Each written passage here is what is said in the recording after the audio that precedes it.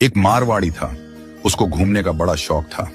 अब वो घूमते घूमते एक ऐसे राज्य में चला गया जहां पर क्या था, हर 5 साल में राजा चुना जाता था, पर चुनाव का तरीका अनोखा था।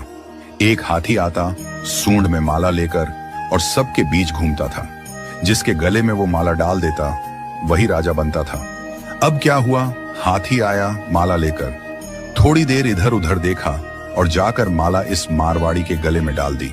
मारवाड़ी हैरान, अरे भाई, मैं तो घूमने वाला आदमी हूं, ये कहां फंसा दिया।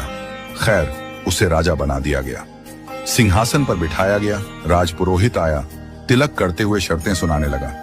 भैया, आपको 5 साल के लिए राजा बनाया जा रहा है, लेकिन 5 साल पूरे होते ही आपको यहां से सैकड़ों किलोमीटर दूर एक उफनती नदी के किनारे छोड़ दिया जाएगा। उस नदी में घड़ियाल हैं, मगरमच्छ हैं, जिनकी वजह से आप नदी पार नहीं कर सकते। अगर किसी तरह पार कर भी गए तो उसके बाद आएगा एक गहरा जंगल जिसमें हिंसक जानवर और खतरनाक राहें हैं।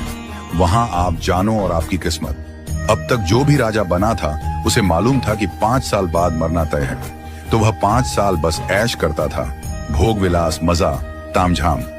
लेकिन यह मारवाड़ी अलग निकला।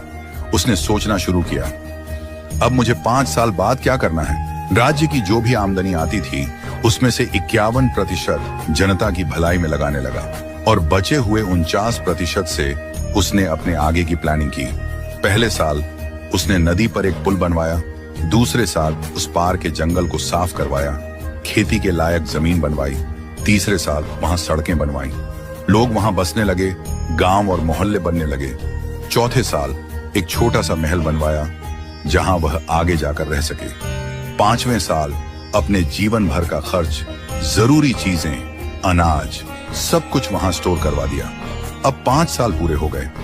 परंपरा के अनुसार लोग उसे ढोल नगाड़ों के साथ विदा करने आए।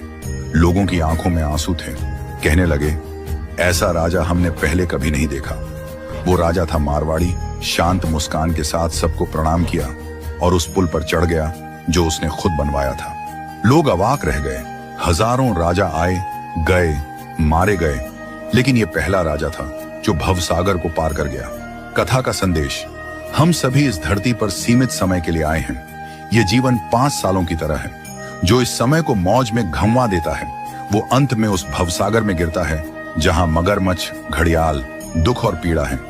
लेकिन जो जीवन का उपयोग अच्छे कर्मों, जनसेवा और प्रार्थना में करता है वो इस जीवन से परे उस पार पहुंच जाता है। तो आज ही से भवसागर पार करने के लिए अपना पुल बनाना शुरू कीजिए, ताकि जब आपका